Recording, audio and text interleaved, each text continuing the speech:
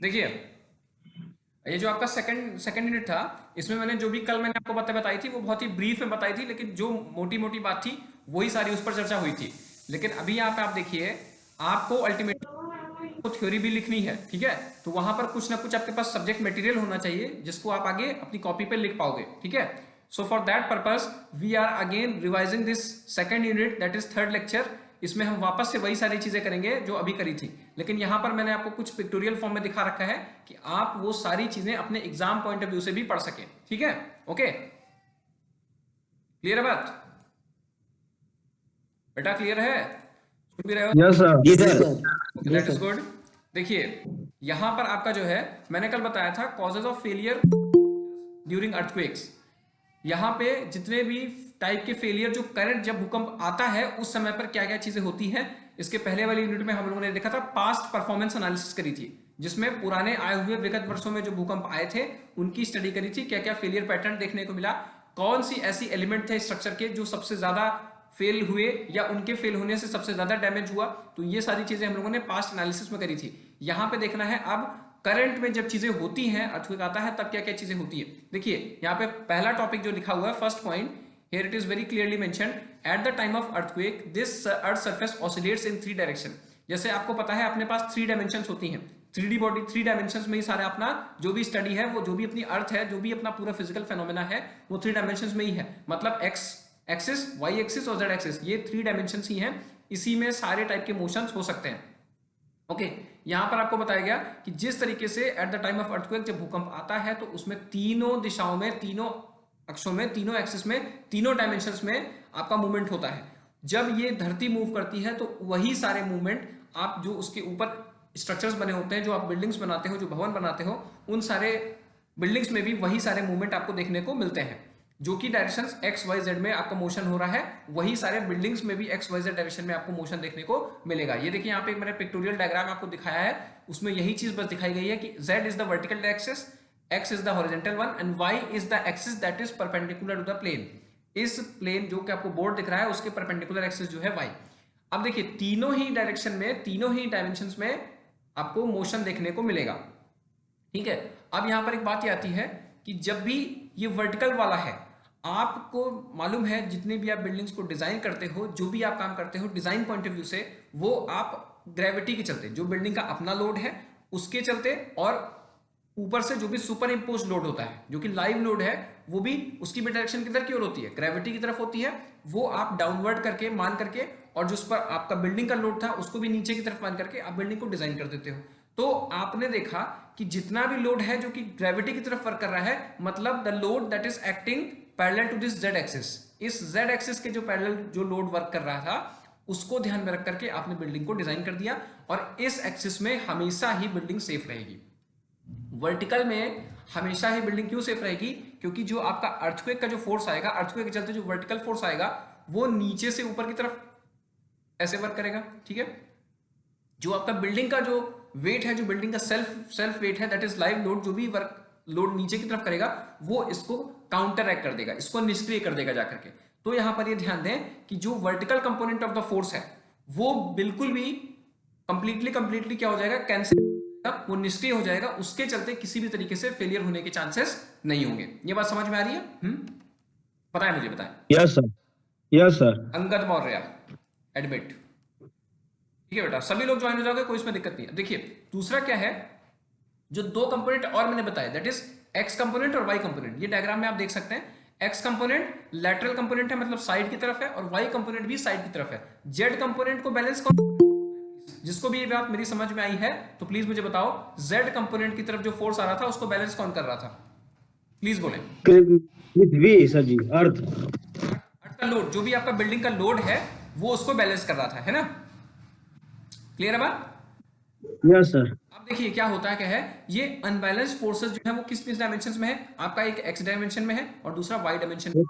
यही unbalanced force है, इसके चलते देखिए क्या होगा। आप हाँ बोलिए, कुछ कह रहे हैं क्या? Anybody who has just turned on their mic, please I request you to turn it off. जिसने भी अपना माइक को ऑन कर रखा है वो प्लीज बंद कर दे।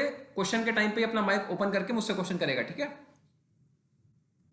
ओके, देखिए इस डायग्राम को देखिए, ये second one right hand side में जो डायग्राम बना हुआ है, इसमें क्या होता है, जब एक्स एक्सिस में या वाई एक्सिस में जब भी वेव ट्रेवल करती है या जब भी फोर्स ट्रेवल करता है, आप समझ सकते हो, फोर्स ट्रेवल करता है तो उसमें क्या है, due to its self weight, मतलब इनर्शिया के चलते, जड़त्व के चलते बिल्डिंग का जो ऊपर भारी वाला भाग है वो अपनी पोजीशन में चेंज नहीं लाने देना चाहता, वो अपनी स्टेबल एक जगह पर रुक के रहना चाहता है। लेकिन नीचे वाला पार्ट जो है वो अर्थ में मोशन हो रहा है, तो या तो एक्स साइड में लेटरल मूवमेंट हो जाएगा या वाई साइड में लेटरल मूवमेंट हो जाएगा, तो नीचे वाला सिरा खिसक जाएगा, ऊपर वाला इनर्शिया के चलते रुका रहेगा। इसलिए बिल्डिंग की ये जो शेकिंग है, जब भूकंप आता है तो ये फेलियर पैटर्न बनता है। ये राइट हैंड साइड में देखिए, एक देख सकते हैं कि बिल्डिंग आपकी थी, नीचे वाला पार्ट मूव कर गया, ऊपर वाला पार्ट अपनी जगह पे स्टेबल रहा और ये यहाँ पर क्रैक्स डेवलप करेगा और ये अल्टीमेटली कॉज बनेगा बिल्डिंग फेलियर का। क्लियर है बात? Okay okay. जी सर। चौरसिया, जी सर। ये आपको जो चीजें, हाँ बोलिए बोलिए बोलिए प्लीज बोले।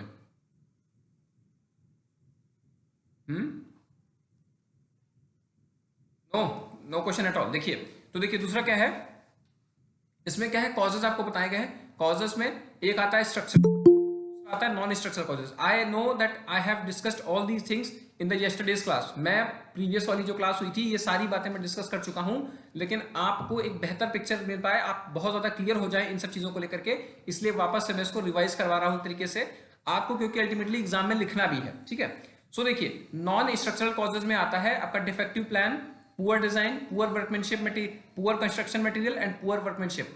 डिफेक्टिव प्लान में मैंने आपको बताया था, डिफेक्टिव प्लान में मैंने आपको दो चीजें बताई थी कि आपका हॉरिजॉन्टल इरेगुलरिटी रहेगी, मतलब आपकी बिल्डिंग टॉप से, टॉप प्लान व्यू में देखने पर, टॉप साइड से देखने पर वो नीचे हॉरिजॉन्टल में उसका प्लान इधर उधर होगा, जैसे मैं अभी आपको डिस्कस करके बताऊंगा।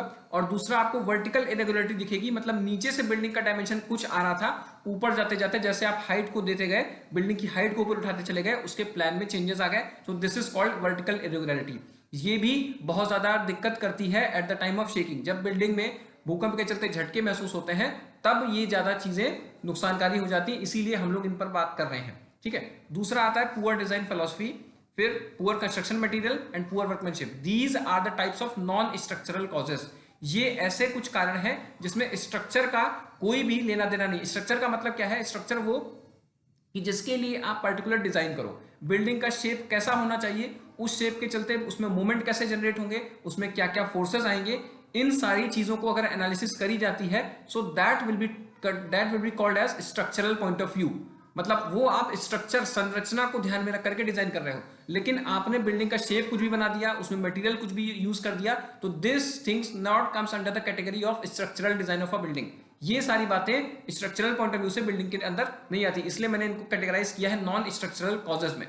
ठीक है, second one that is important, structural causes में क्या लिखा हुआ है, सॉफ्ट स्टोरी इफेक्ट मैंने आपको बताया था, लेकिन मैं आपको फिर से एक बार रिव्यू दूंगा इसका। Concept of beams column strength, columns and infill walls, parapet and staircase, poor reinforcement, settlement of foundation, and final one is liquefaction. So all these causes are coming under the category of structural causes. Okay, ये बेटा बात clear है? आपसे बोला जाए तो ये सब सारी चीजें लिख लोगे ना, ये कॉजेज हैं।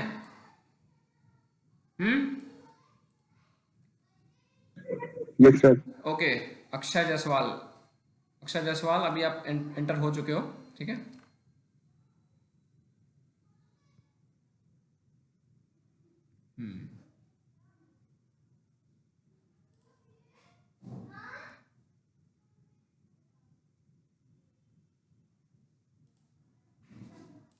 देखिए मैं शुरू करूं, सभी लोग हैं ना इधर? Yes sir. देखिए अब अगला आता है, ये आपका नॉन स्ट्रक्चरल कॉजेज में ही मैं आपको बता रहा हूं, उसमें पहला आता था डिफेक्टिव प्लान्स। डिफेक्टिव प्लान्स में बेटा कुछ नहीं है, मैंने आपको बोला हॉरिजॉन्टल इरेगुलरिटी होती है, वर्टिकल इरेगुलरिटी होती है। जितनी ज्यादा बिल्डिंग का शेप, जितनी ज्यादा बिल्डिंग का जो जैसा आकार है, उस आकार को जितना आप सरल से सरल बनाने की कोशिश करोगे उतना ही ज्यादा बेनिफिशियल होगा आपके लिए। ठीक है, जैसे कि आपने बिल्डिंग को इस तरीके से बना दी, ठीक है, ओके, ये आपने कोई बिल्डिंग बना दी, ये बिल्कुल ही इसका सिंपल सा साइज है, सिंपल सा शेप है, दिस इज वेरी गुड, ये अर्थक्वेक के हिसाब से बहुत ही अच्छी बिल्डिंग मानी जाएगी। लेकिन वहीं पर आप इस बिल्डिंग को अगर प्लान को देखो,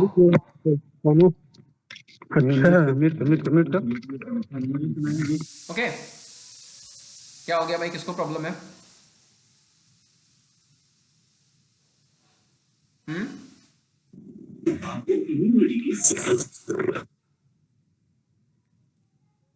चलिए देखिए, अगर आपकी यही बिल्डिंग प्लान में आप देखते हो, जैसे आपने टी शेप बना दिया, तो टी शेप में ये देखिए, ये तो आपका सिंगल पार्ट था, ये उसका एक्सटेंडेड पार्ट, ये बड़ा हुआ, तो ये चीज इस तरीके का कोई भी टी शेप है या एल शेप की बिल्डिंग है या एफ शेप की है, किसी भी तरीके का जहां पर आपको ज्वाइंट्स आने की संभावना है या वहां पर मोमेंट जनरेट होने की संभावना है, तो वो बिल्डिंग्स नहीं दी जाती।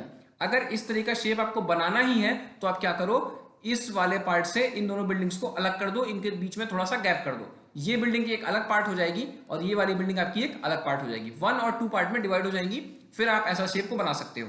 तो देखिए यहीं पर यहां बात लिखी हुई है, plan should be symmetrical and simple, जितना ज्यादा सिमेट्री बॉडी में होगी और जितना ज्यादा सरल आपकी बिल्डिंग का प्लान होगा, उतना ही बिल्डिंग अर्थक्वेक के पॉइंट ऑफ व्यू से अच्छी होगी। जैसे अगला लिखा हुआ है, plan view of building like H L T and F R not adequate from the point of earthquake engineering. आपका बिल्डिंग ऊपर से अगर एच शेप में दिखाई देता है या एल शेप में दिखाई देता है, टी एफ शेप में इस तरह कुछ दिखाई देता है, तो वो अर्थक्वेक के हिसाब से ठीक नहीं है। वर्टिकल इरेगुलरिटी हमने कल भी डिस्कस करी थी कि जैसे आपकी बिल्डिंग की हाइट कुछ जा रही थी, आपने नीचे से डायमेंशन कुछ और दिया, ऊपर जाते जाते कुछ उसमें आपने काफी ज्यादा मास उस पर इरेक्ट कर दिया जाकर के, जैसे ऊपर जाते जाते आपने बिल्डिंग पे एक आपने वाटर टैंक बहुत बड़ा बना दिया या कुछ हेलीपैड टाइप का बना दिया, जिससे उसकी बिल्डिंग का मास अनइवन डिस्ट्रीब्यूट हो गया, मतलब आपकी बिल्डिंग का द्रव्यमान सारा चारों तरफ इधर उधर किसी भी बिना किसी कारण के, बिना किसी वजह से इधर उधर फैला हुआ दिखा, वो बिल्डिंग आगे चल के अर्थक्वेक के समय पे दिक्कत करती है। तो यही चीज है डिफेक्टिव प्लान्स के अंतर्गत। अगला पॉइंट जो आता है वो poor quality of material.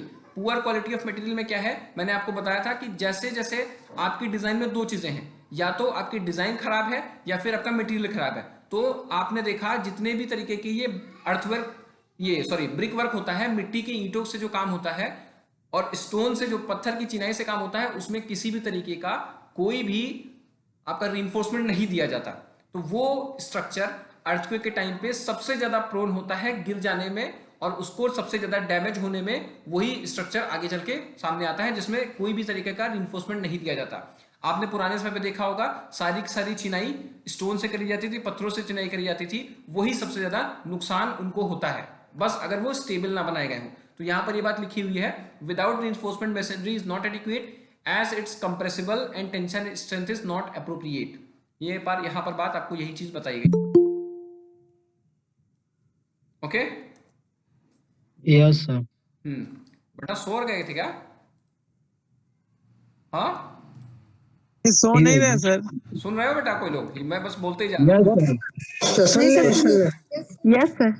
Okay, क्योंकि पता लगे मैं वापस से इस क्लास को लूं, और ये बस खाली इसलिए, ये सिर्फ आपको इसलिए है कि आपको अल्टीमेट पेपर में लिखना है जाकर के, ठीक है? मटेरियल होना चाहिए, क्या वो क्या लिखोगे उधर। सर इसका पीडीएफ प्रोवाइड कर देंगे सर? मैं डेफिनेटली यही जो पीडीएफ शीट है उसको आपको उसमें डाल दूंगा, ये प्रोवाइड कर दूंगा, ठीक है? Clear? Okay sir, okay sir. Next one is what, use higher strength mortar. मतलब जो भी आप बिल्डिंग मटेरियल यूज कर रहे थे, उसमें जो आप मोर्टार यूज करते हो मेसनरी स्ट्रक्चर्स को ज्वाइन करने के लिए, उसकी स्ट्रेंथ जो है should be very very high. Okay, the strength of that mortar should be very very high. And second one is what, heavy weight structures like beams causes large amount of inertia force. देखिए जिस तरीके से आपने देखा कि अपनी building को मजबूत बनाने के चलते, उसमें एक चीज और देखेंगे, जितना ज्यादा वेट आप हैवी करते चले जाएंगे, आपकी टॉप स्टोरी का, सबसे ऊपर वाली मंजिल का या उससे ऊपर वाली मंजिलों का जितना ज्यादा वेट हैवी करते जाएंगे, जब शेकिंग के समय, जब भूकंप आएगा, जब झटके महसूस होंगे, तो वहां पर ज्यादा ही दिक्कत करने वाली है। बॉडी का अपना वेट ही जो है वो सबसे ज्यादा दिक्कत करने लग जाएगा, किसमें? भूकंप के समय पे। तो यही चीज यहाँ पे लिखी हुई है, ये पॉइंट में आप देख सकते हो, what is written, heavy weight structures like beams cause large amount of inertia force. जो कि जड़त्व बल है वो नीचे की तरफ जो लग रहा होगा वो बहुत ज्यादा होगा, और जब उसका इस तरीके से, जैसे यार यहाँ देखिए, ये कोई बिल्डिंग है, जिसका ये ऊपर वाला जो वेट है वो काफी ज्यादा है, तो जब इसमें भूकंप आएंगे तो जब ये शेक करेगा तो ये नीचे गिर जाने के चांसेस बहुत ज्यादा हैं। इसीलिए लिखा हुआ है it will cause more damage to structure, so preference will be given to lighter material.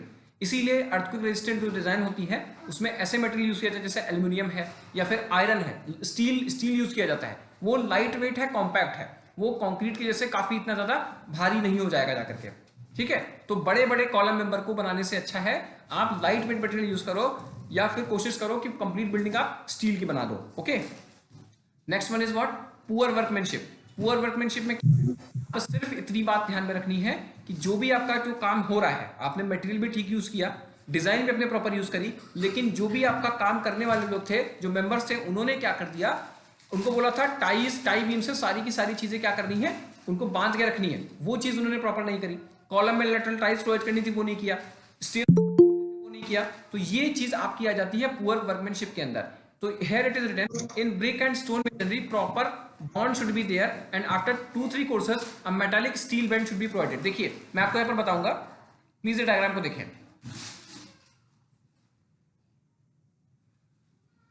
ये आपकी इस तरह की कुछ मेजनरी होती है। ओके बेटा, विजिबल है ये डायग्राम? हाँ sir. Okay, so in this यहां पर क्या, जब भी 3 से 4 आपके, इसको क्या बोलते हो, ये कोर्स इंग्लिश में कोर्स बोलते हैं, हिंदी में क्या बोलते हो, रद्दे, हाँ चिनाई के। Yes sir. में जब 3 से 4 रद्दे आपके लग जाएं तो यहां पर क्या करो, एक पूरी कंप्लीट स्टील की पत्ती दे दी जाती है, ठीक है, मतलब स्टील की एक पत्ती यहां पर बीच में चिनाई में दबा दी जाती है, इसको बोलते हैं स्टील बैंड। यही मैंने यहां पर देखिए लिखा हुआ है, in brick and stone masonry proper bond should be there, मतलब दोनों में ही बॉन्ड अच्छा बन जाना चाहिए, मतलब आपका मोर्टार इंप्रूव्ड क्वालिटी का हो, और साथ में after 2-3 courses a metallic steel band should be provided. Next point is there, in past earthquake it is seen that ties in column had not been given properly which become a cause of failure। मैंने आपको उस दिन बोला था कि किसी भी condition में कॉलम का फेलियर आपको नहीं करवाना है। कॉलम का फेलियर इसलिए नहीं करवाना है क्योंकि लोड पाथ के चलते, लोड पाथ आपने देखा था जिससे कंप्लीट संरचना का भार नीचे जाके उतरता था, वो लोड पाथ कहलाता था। तो load path should be very much clear, और वो कैपेबल होना चाहिए, वो मेंबर कैपेबल होना चाहिए कि आपके कंप्लीट लोड को नीचे फाउंडेशन पे जाकर के इजीली उतार दे जाकर। तो वो आपका मेंबर कॉलम होता है, तो column should be very much having strength that is so much strong than that of the beam. Beam से ज्यादा स्ट्रेंथ होनी चाहिए आपके कॉलम की, ठीक है। तो यहां पर यही चीज देखी गई कि कॉलम में पुराने अर्थक्वेक जब आए, उनकी बिल्डिंग फेलियर को एनालिसिस की गई, तो उसमें देखा गया कि जो भी टाइज थी, लेटरल टाइज प्रोवाइड करते हैं ना हम लोग कॉलम में, आप लोग आरसीसी पढ़ चुके होंगे, ठीक है, आरसीसी हो सर जी कॉलम में टाई जो इस तरह आपने कॉलम में, देखिए मैं आपको यहां पर बना दूं, एक सेकेंड, ये देखिए बेटा, यहां पर आपने देखा होगा कॉलम ऐसे रहता है, ये कॉलम का क्रॉस सेक्शन है, ठीक है, और इसमें ऐसे ही आपकी बार सीधी रहती है, ठीक है ना, और ये साइड में इनको बांध के कौन रखता है, स्टीरअप। बेटा ये स्टिरअप नहीं होता है, लेटरल टाई होता है, टाई बोला जाता है सर जी। हाँ, इसको कॉलम्स के केस में इसको टाइज बोलते हैं, लेकिन जब ये बीम आप देते हो तो ये स्टिरअप्स हो जाता है, ठीक है, लेकिन स्टिरअप्स का फंक्शन अलग होता है। स्टिरअप्स आप शियर के लिए प्रोवाइड करते हो, और ये चीज लेटरल टाई जो कॉलम में है, ये सिर्फ और सिर्फ अपनी बार, जो आपने बार, मेन बार आपने प्रोवाइड करी है कॉलम में, उसको अपनी जगह में रोक के रखे, बाहर बहक मत जाने दे, इसलिए आप लेटरल टाई प्रोवाइड करते हो, ठीक है। दोनों का पर्पस है, कॉलम में आप लेटरल टाइज देते हो, बीम्स में आप स्टिरअप्स देते हो, ठीक है। यहां पे देखिए ये लेटरल टाई है, आपकी प्रीवियस ईयर की पुराने अर्थक्वेक के एनालिसिस में आपने देखा कि ये जो लेटरल टाई यहां पर आप प्रोवाइड कर रहे हो, इसको काफी कोई भी मतलब किसी भी प्रकार की कोई खास अहमियत दी नहीं गई, ये बस सिर्फ पड़े हुए थे छल्ले, और जब भूकंप आया तो यही सबसे पहले बाहर निकल के आ गए, जिससे आपकी मेन रीइंफोर्समेंट जो बार है, जो कॉलम में पड़ी है, वो साइड में बकल कर गई और आपका कॉलम अल्टीमेटली फेल कर गया, ठीक है। तो ये चीज भी पुअर वर्कमैनशिप के अंदर आती है, इसको भी थोड़ा ध्यान देना होता है कि मतलब ये प्रॉपर जिस पर्पस के लिए वो बनाए गए हैं वो फुलफिल करें। Next one is what, failure is seen at the ends of the joints of Windows and doors. देखिए भूकंप में जैसे मैंने आपको बोला था कि किसी भी बिल्डिंग में ज्यादा खोखली जगह नहीं होनी चाहिए, मतलब आपका अगर फ्रेम्ड स्ट्रक्चर बनाते हो, कॉलम और बीम का स्ट्रक्चर आप बना रहे हो, तो वो उसमें बीच में जितना भी वॉल्स हैं उनको प्रॉपर्ली फिल करना है, और अगर वहां पर विंडो या फिर डोर्स आप प्रोवाइड करते हो तो उसमें क्या है, डोर्स भी कंप्लीटली बंद होने चाहिए, डोर भी कंप्लीटली फिल्ड अप होने चाहिए, लेकिन जो डोर और विंडोज के कॉर्नर्स बचते हैं, जो कि किनारे होते हैं, उन पर शियर फोर्स जनरेट होता है और वो शियर फोर्स वहां पर सबसे ज्यादा फेलियर के चांसेस बन जाते हैं। तो वहां पर भी आपको स्टील बेंट प्रोवाइड करना चाहिए। ठीक है, क्लियर है बात बेटा? अब मुझे एक बात बताओ, सबको समझ में आ रहा है? 33 हाँ sir. Strength is maximum, yes sir. Strength is maximum. Okay, clear है बात? Yes sir. सर ओके, अभी देखिए, ठीक है, आप क्या करते हैं, next one is what, structural causes. Okay, ये दिखाई दे रहा है ना बेटा? नहीं सर जी। सर अब क्या हो गया? नहीं आ रहा है sir, black just a moment, board just a आ गया, मोमेंट बेटा, जस्ट अ मोमेंट।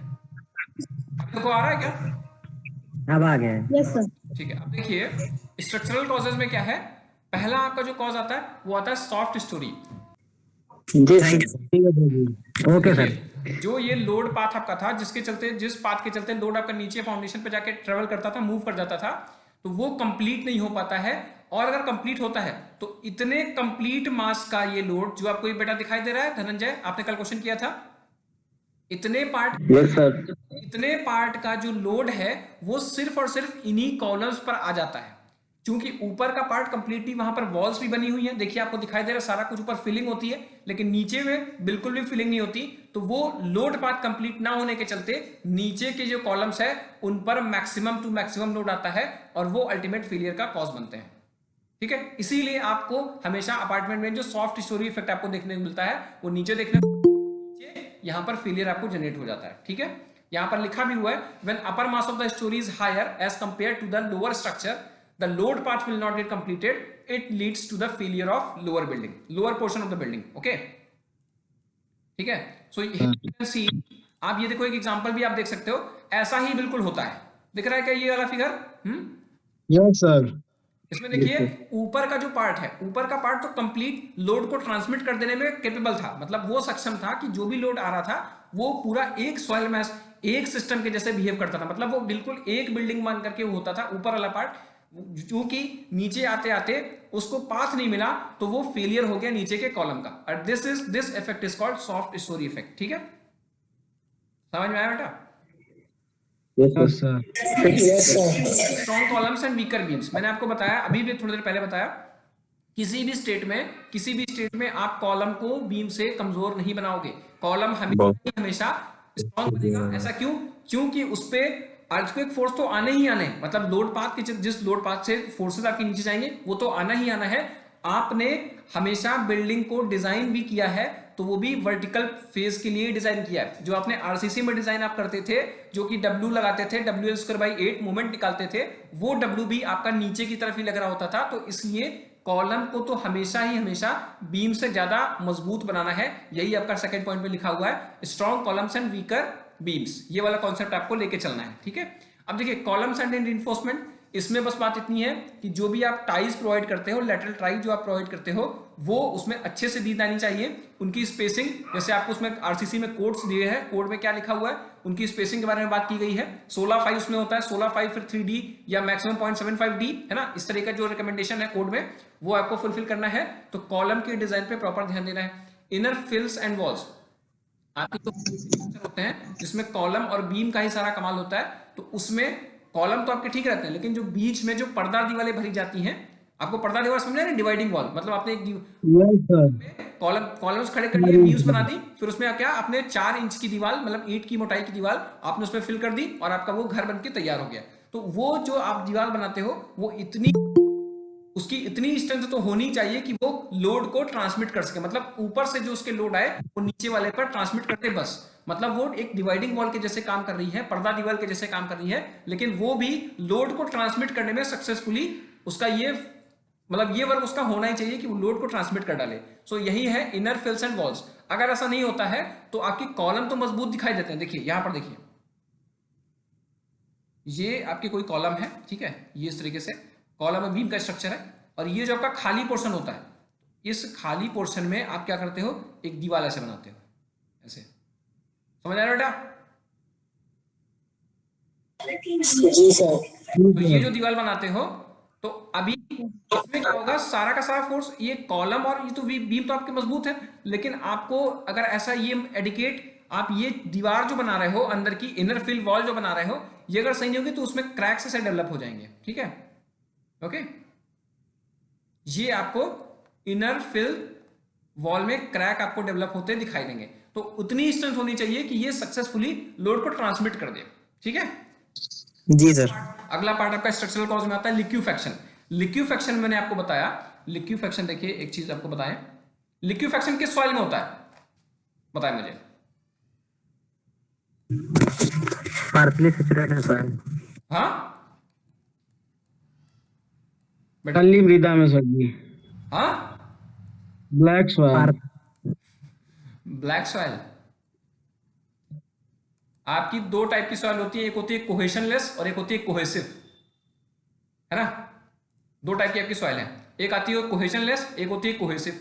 कोहेशनलेस सॉइल में क्या होता है, जिसमें पास पास आपस के पार्टिकल्स में किसी भी तरह का कोई कोहेजन नहीं होता है, वो ग्रेविटी के चलते ही नीचे की तरफ बस लगती है, वो सारी की सारी कोहेशनलेस सॉइल होती है। जैसे आपकी बालू सैंड है, तो सैंड के पार्टिकल्स में आपस में कोई भी कोहेजन नहीं है, किसी भी प्रकार का कोई संसंजन दोनों कणों के बीच में नहीं है। लेकिन क्लास कितने बजे खत्म होगी? What happened? सो क्लास कितने बजे खत्म होगी? बेटा खत्म तो बस होने वाली थी, 1:30 पे खत्म होनी है, क्योंकि 10 मिनट बाद लेट शुरू हुई थी। Okay sir. खत्म कर दूं क्या? अभी खत्म कर दूं? बोलो, खत्म कर देते हैं। नहीं सर, ऐसी कोई बात नहीं। कोहेशनलेस सॉइल मतलब आपकी सैंड है, ठीक है, और कोहेसिव सॉइल आपकी होती है क्ले। क्ले में आप पानी मिलाते हो और बालू में आप पानी मिलाओ, बालू में पानी मिलाने पर क्या उसमें कोई स्ट्रेंथ आ जाती है क्या? बताइए मुझे। वो तो वैसे जी सर जी। बालू में आप पानी मिलाते हो, पानी निकल जाता है, ठीक है, उसमें इतने ज्यादा वॉइड्स होते हैं, उसका वॉइड रेशियो इतने ज्यादा होता है सैंड का, कि उसमें आप पानी मिलाते हो, वो सारा का सारा पानी बाहर निकल जाता है, फिर से आपकी सैंड वैसी की वैसी रह जाती है। लेकिन क्ले के केस में बेटा ऐसा नहीं होता। क्ले में उसके मिनरल्स इस तरीके से होते हैं कि वाटर जब आप उसमें मिलाते हो तो वो वाटर मॉलिक्यूल्स को बांध के रख लेते हैं, और उसमें एक प्रॉपर्टी डेवलप हो जाती है प्लास्टिसिटी की, क्ले के केस में। ठीक है, चिकनी मिट्टी जो होती है, मृदा, ठीक है, उसके केस में, क्ले के केस में क्या होता है, उसमें एक प्रॉपर्टी डेवलप हो जाती है जो कि उसको बांध के रखती है, उसमें प्लास्टिसिटी आ जाती है, तो उसकी कुछ ना कुछ स्ट्रेंथ होती है। वो स्ट्रेंथ कहां से मिलती है? वो स्ट्रेंथ उसके आपस की जो मॉलिक्यूल्स हैं उससे स्ट्रेंथ मिलती है, उसी को आप बोलते हो कोहेजन। मृदा के कणों में कोहेजन, संसंजन होता है, चूंकि बालू के कणों में ऐसा नहीं होता। ठीक, तो आप अभी आगे चल के आपको राजेंद्र सर पढ़ा रहे हैं, तो उसमें आपको पढ़ाएंगे shear strength of the soil जो होती है, सॉइल की स्ट्रेंथ वो होती है C plus sigma N tan phi। अब अगर किसी भी टाइप की कोई सिग्मा एन जो होता है डायरेक्ट स्ट्रेस, और tan phi जो कि मृदा कणों की कोण होता है, जो विश्राम कोण आप बोलते हो, एंगल ऑफ रिपोज, वो होता है phi। अब देखिए, अगर कोई आपकी सॉइल है, सपोज बेटा यहां पे ध्यान दो, sigma is equal to C plus sigma tan phi, ठीक है, ओके, क्लियर है बात? ये फॉर्मूला क्लियर है? जी सर जी। ये फॉर्मूला बेटा देखो, C plus sigma tan phi। तो अभी देखिए, अगर आपकी जो सॉइल है बालू टाइप की है, तो बालू में कोहेशनलेस, बालू में ये कोहेजन नहीं होगा, ये C की वैल्यू 0 हो जाएगी, तो उसकी स्ट्रेंथ किस पे डिपेंड करेगी? सिग्मा एन tan phi पर डिपेंड करेगी, है ना। C तो 0 हो गया कोहेजनलेस के केस में, अब सिग्मा पाई, तो यही एक पैरामीटर बच जाता है, मतलब उसमें C कोहेजनलेस, कोहेजन होता ही नहीं है सैंड के केस में, बालू के केस में। तो जो आपका लिक्विफैक्शन है, किसी भी तरीके से चलते अगर ये सिग्मा 0 हो जाए, एक बार सिग्मा अगर 0 हो जाता है, तो सॉइल की स्ट्रेंथ क्या हो जाएगी मुझे बताओ? Sigma is equal to sigma N tan phi, ठीक है। अब अगर किसी भी तरीके से इस सिग्मा एन को आप अगर 0 कर ले जाते हो, तो क्या आपकी स्ट्रेंथ रहेगी सॉइल की या नहीं रहेगी? सिग्मा की वैल्यू कुछ आएगी या 0 हो जाएगी? 0 हो जाएगी सर, वो भी 0 हो जाएगी सर। तो ये सिग्मा एन 0 होना नहीं होना, ये वाटर पे डिपेंड करता है कि आपका पानी का लेवल कहां पे है, जमीन के अंदर, आपका मिट्टी के अंदर पानी का लेवल कहां पे है। अगर पानी के चलते आपने लिक्विड इंजीनियरिंग में पढ़ रखा है, हाइड्रोलिक्स में पढ़ रखा है, कौन सा लॉ लगाते थे आप? Pascal's law. पास्कल्स लॉ में आपने पढ़ा था कि रुकी हुई अवस्था में, स्टेट ऑफ रेस्ट में, वाटर जो है वो सभी दिशाओं में समान तीव्रता लगाता है, ठीक है। Water will exert pressure in all the direction at the state of rest, ये आपने पास्कल्स लॉ पढ़ा हुआ है। जब पानी रुका हुआ है तो वो हर दिशा में समान दाब लगाता है, ये आपका पास्कल्स लॉ है, ठीक है। तो अगर पानी के चलते दाब जो है वो मिट्टी के चलते दाब के बराबर, मिट्टी का दाब नीचे की तरफ लग रहा होगा बेटा, यहां देखो, जैसे मान लो ये आपकी मिट्टी है और यही आपकी ग्राउंड लेवल भी है, तो तो पानी यहां पर भरा हुआ है, ये सब पानी भरा हुआ है और ये मिट्टी भरी हुई है। तो पानी के चलते जो दाब ऊपर की तरफ लग रहा है और मिट्टी के चलते दाब नीचे की तरफ लग रहा है, तो इन दोनों के चलते जो आपका इफेक्टिव प्रेशर है वो अगर कैसे भी करके जीरो हो गया, मतलब आपका सिग्मा एन, ये जो सिग्मा ये अगर जीरो हो गया तो आपकी सॉइल की स्ट्रेंथ क्या हो जाएगी, खत्म हो जाएगी। ठीक है, ओके, लिसनिंग और नॉट? Yes sir. तो ये जब सिग्मा खत्म हो जाएगा तो उसी स्टेट को आप बोलते हो कि फिर आपकी जो मिट्टी है, जो आपका मटेरियल है वो बिल्कुल पानी के जैसे बिहेव करने लगेगा, और उसी स्टेट को आप बोलते हो लिक्विफेक्शन, मतलब मृदा द्रवण। हिंदी में आप उसका नाम लिखते हो मृदा द्रवण। ये मृदा द्रवण आपको किस में देखने को मिलेगी, कोहेजन लेस में देखने को मिलेगी या कोहेसिव सॉइल में देखने को मिलेगी, आप मुझे बताओ। मैंने अभी आपको बताया। Anybody hears? कोहेजन लेस होगा सर जी। हाँ, कोहेजन लेस सॉइल में ही आपको ये चीज हमेशा आपको कोहेजन लेस सॉइल में ही देखने को मिलेगा, मतलब जिसमें आप जिस मृदा में आपस में संसंजन नहीं होगा, मतलब आपस में एक दूसरे के अट्रैक्ट नहीं करते होंगे, उन्हीं वाली मृदा में ये चीज देखने को मिलेगी। और वो जो मृदा होती है, वो जो सॉइल होती है, वो आपकी होती है कोहेजन लेस सॉइल, जो कि आपकी बालू है या फिर ग्रेवल है। ठीक है, तो हमेशा आपको जो लिक्विफेक्शन देखने को मिलेगा वो जिसमें C की वैल्यू 0 हो। तो आपके पास जो ओरिजिनल स्टेटमेंट था, ओरिजिनल जो इक्वेशन थी, वो थी sigma is equal to C plus sigma bar tan phi, जिसमें C 0 कर दिया तो आपके पास सिग्मा कैसे 0 हो सकता है। आपका ये सिग्मा बार आप 0 कर दो तो आपका पूरी स्ट्रेंथ उसकी 0 चली जाएगी। सिग्मा बार वाटर पे डिपेंड करता है, पानी का लेवल आपका कहां है, ग्राउंड सरफेस पे है या नीचे है, तो इस पे डिपेंड करता है। एक बार कैसे भी अगर ऐसी स्टेट आ गई कि आपका ये सिग्मा n 0 हो गया तो आपकी सॉइल की स्ट्रेंथ 0 हो जाएगी, और वही कंडीशन आपकी कहलाएगी लिक्विफेक्शन। बेटा क्लियर है बात? जी सर। अब ये लिक्विफेक्शन क्यों होगा? जब नीचे से झटके अचानक से आते हैं भूकंप के, तो ऐसा संभव है कि पानी में प्रेशर इतना ज्यादा क्रिएट हो जाए, क्योंकि आपका पानी भी जमीन के अंदर ही भरा हुआ है, तो पानी में इतना ज्यादा प्रेशर क्रिएट हो जाए कि वो ऊपर से मिट्टी के चलते जो लगने वाला प्रेशर है, जो सॉइल के चलते प्रेशर है, उसको बिल्कुल नेग्लेक्ट कर दे, वाटर का प्रेशर सॉइल के प्रेशर से ज्यादा हो जाए, तो ये वैल्यू अपने आप 0 चली जाएगी, मतलब shear strength of the soil, जो सॉइल की स्ट्रेंथ है वो 0 हो जाएगी, और वहां पर कौन सी कंडीशन बन जाएगी, लिक्विफेक्शन की कंडीशन बन जाएगी। बेटा क्लियर है बात?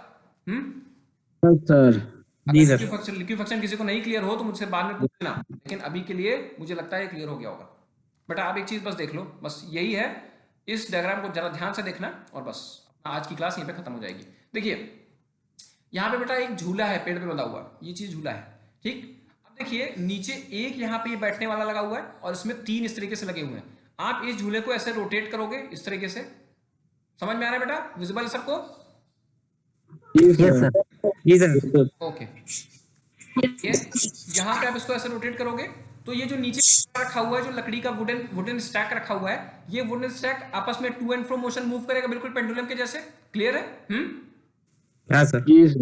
अब उसी के बगल में जो ये 3 रखे हुए लगातार, मतलब 3 इस तरीके से स्टैक्स रखे हुए हैं, लकड़ी के पटरे 3 रखे हुए हैं। आप इस जगह झूले को इमेजिन करके देखो, अपने आप सोच के देखो कि आप इसको खींच लो, टू एंड फ्रो करो, तो आप देखोगे ऊपर वाला जो है, यहां पे बेटा देखो, ये ऊपर वाला थोड़ा धीरे मूव करेगा, नीचे वाला उससे तेज, ज्यादा, सबसे नीचे वाला सबसे ज्यादा तेज मूव करेगा, सबसे ज्यादा सबसे ऐसे मूव करेगा ना, ऐसे बेटा मूव करेगा ना, ठीक है। रस्सी बंधी हुई कहां पे है? रस्सी बंधी हुई कहां पे? ऊपर बंधी हुई है। Yes sir. ऊपर बंधी हुई है। बिल्कुल ठीक उसी तरीके से आपकी बिल्डिंग का व्यवहार होता है, बस बिल्डिंग कहां पे बंधी होती है? बिल्डिंग बेटा बंधी होती है नीचे बंधी होती है। अब देखिए जो सबसे नीचे वाला पटरा था लकड़ी का, वो सबसे ज्यादा मूव करता था, ठीक है, ओके ओके। जी सर। उसी तरीके से बिल्डिंग का सबसे ऊपर वाला जो हिस्सा है वो सबसे ज्यादा मूव करेगा जब बिल्डिंग पे क्या होगा? भूकंप आएगा। बेटा रिलेट कर पा रहे हो? कुछ समझ में भी आ रहा है जो मैं बताने की कोशिश कर रहा हूं? ये समझ में आ रहा है। समझ में आ रहा है बेटा? Yes sir. अभी देखते जाइए, अभी देखते जाइए, अभी देखते जाइए। तो अगर यहाँ देखिए 3 इस तरह के स्टैक्स आ जाते हैं, मतलब 3 आप लकड़ी के पटरे रख देते हो, तो तीनों ही पटरों का जो डिस्प्लेसमेंट है, अपनी जगह से जो विस्थापन है, जब ये बिल्कुल पेंडुलम के जैसे मूव करेगा ना, टू एंड फ्रो, आगे पीछे, है ना, तो जी सर। है इसमें जो ऊपर वाला, जो उसमें सबसे ऊपर वाला है वो थोड़ा मूव करेगा, नीचे वाला उससे ज्यादा मूव करेगा, सबसे नीचे वाला सबसे ज्यादा मूव करेगा। इसी तरह बिल्डिंग बिल्कुल अपोजिट है, बिल्डिंग नीचे से बंधी हुई है जमीन से, तो सबसे ऊपर वाली जो स्टोरी है वो सबसे ज्यादा मूव करेगी। ये बात क्लियर है? जी सर। Yes sir. जी अब सर। देखिए, अब यहां पर देखिए क्या होगा, आपको दो चीजें दिखाई पड़ रही हैं। नीचे वाले का मूवमेंट सबसे ज्यादा, मतलब बिल्डिंग में सबसे ऊपर वाले का मूवमेंट सबसे ज्यादा, उससे नीचे वाले का कम। ठीक है, ओके। जी सर। रिलेटिव मूवमेंट के चलते ऊपर वाला ज्यादा मूव करेगा, नीचे वाला कम मूव करेगा। तो ऐसा नहीं लगता क्या कि ये बिल्डिंग एक तरफ तो भागना चाहेगी, एक तरफ खींचना चाहेगी, उसके चलते बिल्डिंग में एक क्रैक आ जाएगा, एक दरार पड़ जाएगी, बिल्डिंग टूट जाएगी वहां पे। हाँ बेटा, जी सर। जी सर। मतलब ऊपर का मास, अगर एक तरफ का मास सबसे ज्यादा हो गया तो फिर इसके चलते बिल्डिंग में ऐठन आ सकती है, क्या ट्विस्टिंग मूवमेंट जनरेट होगा, ऐठन, बिल्डिंग में ऐठना ऐसे महसूस होगा, तुम्हें दिखाई पड़ रहा है।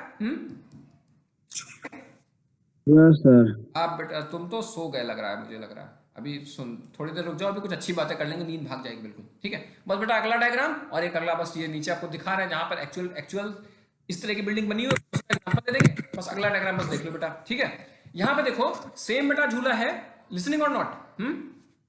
Yes sir. लास्ट डायग्राम है, बस लास्ट डायग्राम बेटा, लास्ट डायग्राम। ठीक है, मैं 30 के पहले पहले खत्म कर दूंगा, परेशान मत हो। अपने पास उतने मटेरियल जितना मैं लाया हूँ 1 घंटे का ही है। ठीक है, तो देखिए अब यहां पर सेम वही झूला था।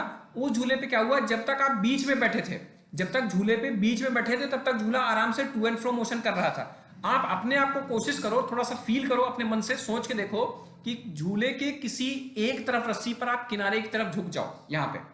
ठीक है, जैसे बच्चा देखो बैठा हुआ है, ओके, ये एक तरफ बैठा हुआ है, तो क्या होगा, आपका झूले का जो डंडा है जिसपे आप बैठे थे, वो क्या होगा, एक तरफ की ओर झुक जाएगा। ठीक है, ओके। Yes sir. ये ऐसे ऐसे तो मूव कर ही रहा था, मतलब ऐसे जाता था, ऐसे जाता था, हो ही रहा था। लेकिन जब आपने अपना सारा मास इस साइड रख दिया, तो ये झूले को ऐसे भी रोटेट कर देगा। ठीक है, मतलब एक तरफ आप पलट के गिर जाओगे, आपके लकड़ी का टुकड़ा एक तरफ की तरफ झुक जाएगा और आप गिर जाओगे। Okay, yes sir.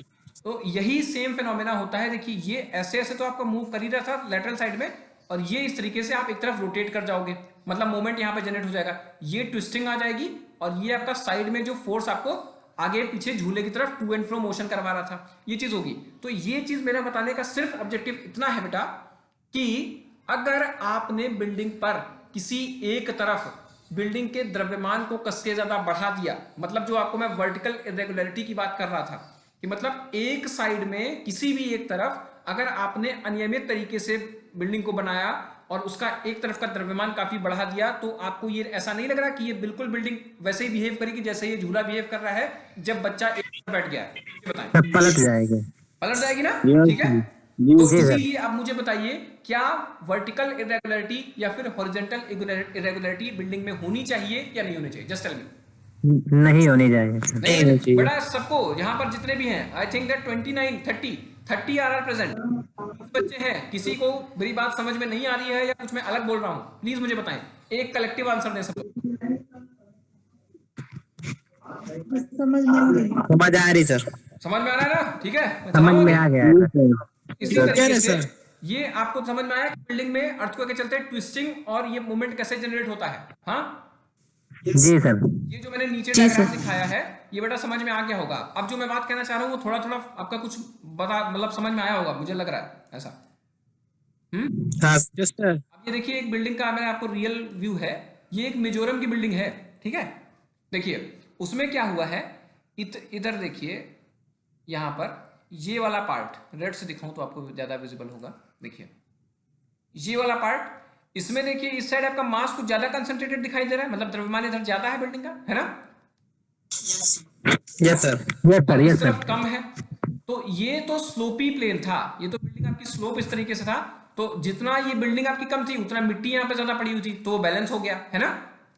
यहाँ पर बिल्डिंग की Yes, कम है तो यहाँ पर मिट्टी की ऊंचाई ज्यादा है। ठीक, यहाँ पर मिट्टी की ऊंचाई कम थी तो यहाँ पर बिल्डिंग की हाइट ज्यादा है, तो ओवरऑल वेट बैलेंस हो गया। बेटा वेट ऐसे बैलेंस हुआ है, इसको देखो, यहाँ पर ऐसे था, अगर ऐसे ही रहता तो इस तरफ को गिरने के चांस थे, है ना? ठीक है ना, क्योंकि इस साइड आपका मास ज्यादा था। ओके, लेकिन क्या किया, नीचे से यहां पर ग्राउंड ने, ये यहां पर ग्राउंड मिट्टी पड़ गई, ये ग्राउंड, तो ये क्या गिरेगा, ये तो स्टेबल हो गया ना। हाँ सर। तो स्टेबल हो गया। Yes, इसीलिए इसीलिए स्लोपिंग साइड में जिस तरफ स्लोप होता है उस तरफ की साइड को आप बढ़ा सकते हो और इस तरफ आप कम कर सकते हो, तो इसलिए स्टेबल है। लेकिन अगर ये बिल्कुल प्लेन बिल्डिंग होता, प्लेन जगह होती आपकी, बिल्कुल प्लेन जगह पर, जैसे आपका नॉर्थ इंडिया में इस तरह के बिल्डिंग बनाना ठीक नहीं होता। वो क्यों नहीं ठीक होता, आप देख रहे थे ऊपर वाला बच्चा कैसे गिर गया था। ठीक है, अब आपको भी जब कभी झूला झूले होंगे तो आपको भी ध्यान आ रहा होगा कि जब झूले के किसी एक तरफ हम ज्यादा झुक गए होंगे या एक तरफ खड़े हो गए होंगे तो हम गिर पड़े होंगे। ठीक है बेटा, क्लियर है बात? तो बस आज की क्लास यहीं पे समाप्त होती है। एनी क्वेश्चन, एनी डाउट, जो भी आपको नहीं समझ में आ रहा हो क्लास के चलते, किसी और बात के चलते, anything that you want to discuss here, you can definitely ask me. आप मुझसे पूछ सकते हो। मैं आपको एक तरफ और बता दूं कि आप में कितने लोगों का अटेंडेंस रिकॉर्ड हुआ है। 31, 32 बच्चे। Okay, that you want to ask, कुछ आप पूछना चाहो? अरे बोलो तो बाबा। सर 12-20 रोज क्लास चलेगा? क्या बोल रहे हो? सर 12-20 रोज क्लास चलेगा? हाँ बेटा, 12-30 से क्लास चलेगा। बेटा 35 लोगों का अटेंडेंस अब तक रिकॉर्ड हो गया है, 35। Okay sir. एक बार फ्यूचर का क्लास बंद किया होगा सर, झूले पे जो। धनंजय बोल रहे थे या आदित्य बोल रहे थे? धनंजय सर। अच्छा, एक बार ट्विस्टिंग वाला फ्यूचर का सर, झूले पे जो है, झूले ये वाला। झूले वाला है ना। और बेटा ये इसका क्या नाम है, एक सेकंड मुझे देखने दो। आदित्य यादव, आप क्या कह रहे थे? चलिए बता दीजिए तब इनका डाउट। आप पूछ रहे थे, आप भी तो बताइए। नहीं सर जी, हम तो कर रहे थे, जब नहीं पूछ रहे हैं तो फिर क्लास बंद कर दीजिए, और क्या। अच्छा, ये तो मतलब ये मेरे मन की बात हो गई। ये विकल्प मुझे बहुत अच्छा लगा। ठीक है, चलिए इधर देखिए। धनंजय क्या पूछ रहे थे, सेकंड वाला फर्स्ट वाला? सेकंड वाला सर। सेकंड वाला। सेकंड वाले में बेटा ये है, देखो मैं क्लियर कर दूं पहले इसको। हाँ देखिए, इसमें क्या है, जब तक आप ये बच्चा जो यहाँ पे बैठा हुआ है, ये बच्चा इसको बिल्कुल जो आपका वुडन स्टैक है, जो ये जो लकड़ी का जो पटरा रखा हुआ है, उस पर जब ये बिल्कुल सेंटर में बैठा रहता है, तब तक झूला टू एंड फ्रो ऐसे मूव करता रहता है ना, इस तरीके से। ओके, क्लियर है? ठीक है, लेकिन जब ये झूले से किसी एक तरफ आ जाता है, मतलब इस बच्चे का जो मास है, इस बच्चे का जो वेट है, वो इस पूरी असेंबली पे किसी एक तरफ कंसंट्रेटेड हो जाता है। ठीक है, किसी एक ही तरफ सारा का सारा द्रव्यमान रखा हुआ मालूम होता है, मतलब ये बच्चा उधर ही जाकर के बैठ गया है, तब क्या होगा, ये टू एंड फ्रो मोशन करने के साथ साथ ये इस तरफ से ऐसे बिल्डिंग को झुका करके, मतलब झूले पर से ये गिर पड़ेगा। ये बात समझ में आ रही है? ओके, तो अब जब आपकी बिल्डिंग तो नीचे बनी हुई है, जब भूकंप आता है तो बिल्डिंग भी इसी बिल्कुल झूले के जैसे टू एंड फ्रो मोशन करती है। ठीक है बात? हाँ, इसी बिल्डिंग के ऊपर अगर कोई आप ऐसा स्ट्रक्चर पहले से बना चुके हो, मतलब एक तरफ बिल्डिंग का द्रव्यमान बहुत ज्यादा है, एक तरफ कम है, मतलब आप मानो कि एक तरफ आपने वाटर टैंक ऊपर बना दिया था और दूसरी तरफ बिल्कुल खाली बना के छोड़ दिया है, तब जब इस तरीके से झटके आएंगे तो बिल्डिंग का व्यवहार बिल्कुल इसी झूले पे बैठी हुई लड़की के जैसे होगा, जो कि साइड में एक तरफ को झुक करके गिर जाएगी। ओके, तो यही होती है ट्विस्टिंग। इसी के चलते ट्विस्टिंग होती है, और इसी ट्विस्टिंग मोमेंट के चलते बिल्डिंग आपकी साइड में गिर जाती है। ओके, ये ऐसा देखने को मिलेगा। ध्यान दीजिए यहाँ पर इस डायग्राम पे, इधर देखिए। जैसे ये आपकी कोई ग्राउंड लेवल था, ठीक है, ये आपकी बिल्डिंग थी, और बिल्डिंग पे आपने एक तरफ इस तरीके से भी कुछ आपने स्ट्रक्चर बनाया।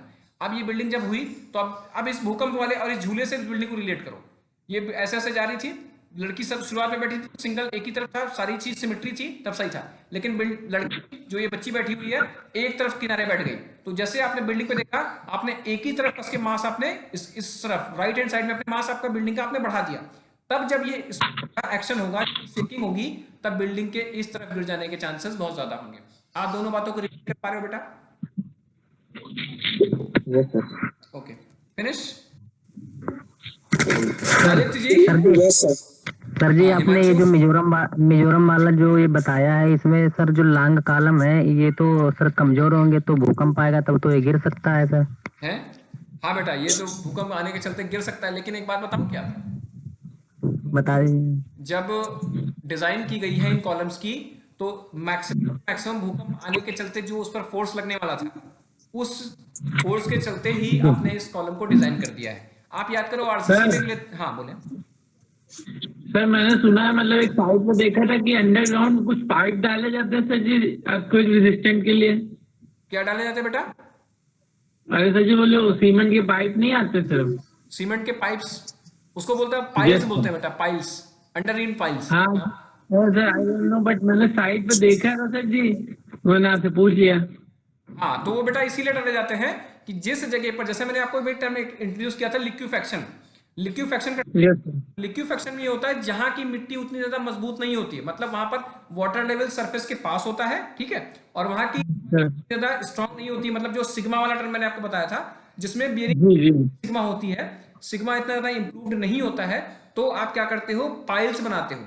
पाइल्स में आप कंप्लीट मैट रैफ्ट टाइप की फाउंडेशन बनाते हो, उस रैफ्ट को पाइल्स से जोड़ करके नीचे से 30 से 40 मीटर तक उन्हीं सीमेंट की जो पाइप्स आप बोल रहे हो उनको पाइल्स बोलते हैं, वो 30 से 40 पाइल फाउंडेशन बोलते पाइल फाउंडेशन होती है, को वो तो नीचे ले जाके ब्रिजेज में चलते हो। यूज होती है, वो तो ब्रिजेज में यूज होती है मेनली। ब्रिजेस में जो यूज होती है वो वेल फाउंडेशन होती है बेटा। अच्छा ये पाइल है। ये पाइल है, अंडरग्रीन पाइल बोलते हैं। ओके सर, तो ये Well में क्या- वर्टिकली देखिए बेटा सुनिए, लेसन मैं बोलूं, जी जो आपके ब्रिजेस में यूज होती है वो वेल फाउंडेशन होती है, उसमें क्या करते हैं, एक पूरा कैविटी टाइप का एक गोल मतलब सिलिंड्रिकल शेप होता है उस पाइल का, उसको नीचे यस सर जहां पर आपको वाटर मिल जाता है, ठीक है, वाटर लेवल, जी वाटर लेवल के भी और डेप्थ में जाते हैं कि पानी पूरा खत्म हो जाए, जब उनको एक सॉलिड स्ट्रेटा मिल जाता है, ठीक है, वहां से उसमें को यस सर। आते हैं, ठीक है, उसको बोलते हैं वेल फाउंडेशन। वेल फाउंडेशन तो ये कैविटी होती है, ठीक है, वेल फाउंडेशन में अंदर से खोखला ओपन होता है, कैविटी होती है, जी जी ये स्ट्रॉन्ग मेंबर है, जैसे आपका लकड़ी का कोई भी, आप देखो, आपको इधर बोर्ड पे आओ, देखो, देखो बेटा, ये है, जैसे देखिए आपका मान लो ये बालू का ढेर लगा हुआ है, ठीक है, ओके बेटा, यस सर आपने क्या किया, इसके अंदर एक लकड़ी का डंडा लिया और उसके अंदर से धसा दिया पूरा, ठीक है, ऐसे, ठीक है, यस सर इस तरीके इसी कई सारे लकड़ी के लट्ठे धसा दिए, फिर इसके ऊपर आप कुछ भी डाल दो, छत डाल दो, लकड़ी का पुल बना दो पूरा, है ना, ओके, समझ में आ रहा है? हाँ, हाँ सर। तो यही इसी चीज को बोलते हो आप पाइल, पाइल फाउंडेशन, ठीक है, यही यही फिनोमेना आपका होता है इसमें, इस तरीके, इसी को बोलते हो मैट फाउंडेशन।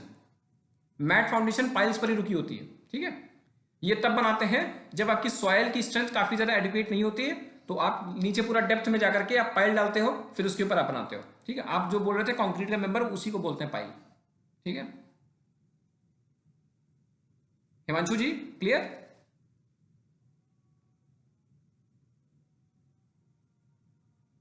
हेलो, सर हो गया। ठीक है, आदित्य जी रखा है, क्लास खत्म करें? Yes sir yes. हाँ, तो हम लोग अब मंडे को मिलेंगे, ठीक है, यही 12:30 पे, और इसका ये वीडियो रिकॉर्ड करके उस पर पब्लिश कर दिया जाए क्या? बेटा अशोक, यस सर। कल आपने मुझे फोन पे बात की थी ना, यस सर यस सर। आज वीडियो आपको मिल जाएगा, ठीक है, ये यूट्यूब पे, आज की क्लास का, ठीक है ना। चलिए सभी लोगों को, ठीक है, हम रखते हैं, कल हम लोग आप वापस से मंडे मिलेंगे, क्लियर है बात? ठीक है सर। डेफिनेटली।